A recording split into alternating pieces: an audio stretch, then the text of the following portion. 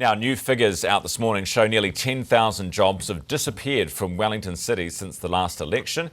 So whose fault is that? What's driving it? Thomas Coughlan is political editor at the Herald. Thomas, good morning. Good morning, Ryan. Good to see you. So, not surprising. Why has it taken so long for us to get this number?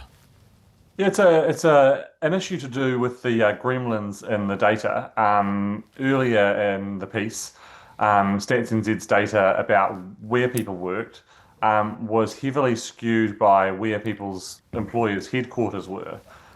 So, for example, if you worked for Health New Zealand, one of the biggest employers in the country, the biggest employer, I believe, there's a good chance that Stats NZ might have thought that you worked in Wellington, despite the fact that you worked anywhere else in the country, because the organisation was headquartered here.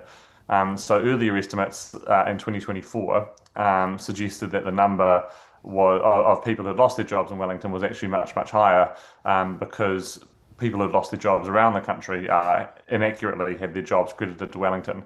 Now, that was swiftly picked up by Stats NZ in 2024, and then through to 2025, the data was published in a more accurate way.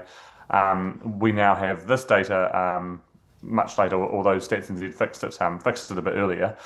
We've got data now going to the third quarter of 2025, which shows that the actual number of reduced filled jobs from the election to the third quarter of 2025, so September 2025, is about 10,000 fewer filled jobs in Wellington.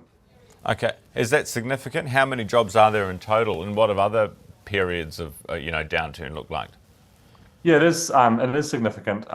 There are, sorry, off the top of my head, about 160, I think, thousand filled jobs in Wellington.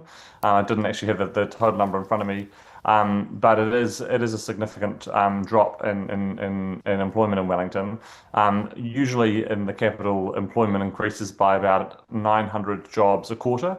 And obviously there are ups and downs. Some quarters, obviously, like everywhere, you do have a bit of a retrenchment, but usually every quarter is about 900 jobs on top of the last one.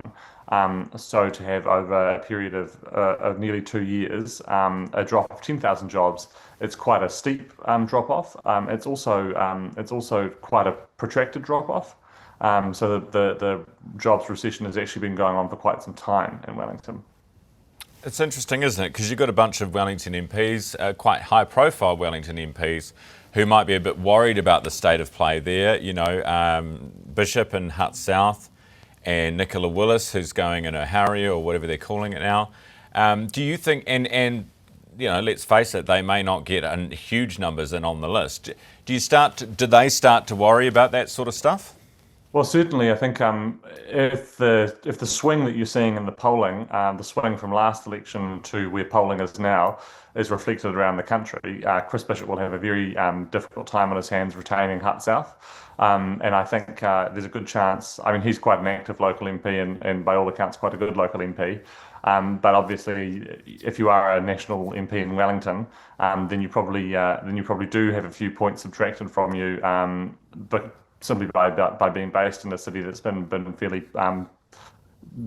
troublingly affected by these cuts. And Nicola Willis, of course, running in O'Hara last time, but going on the list this time, which I think a lot of people are interpreting as a signal that she realises that it's probably impossible for her to win a Wellington electorate.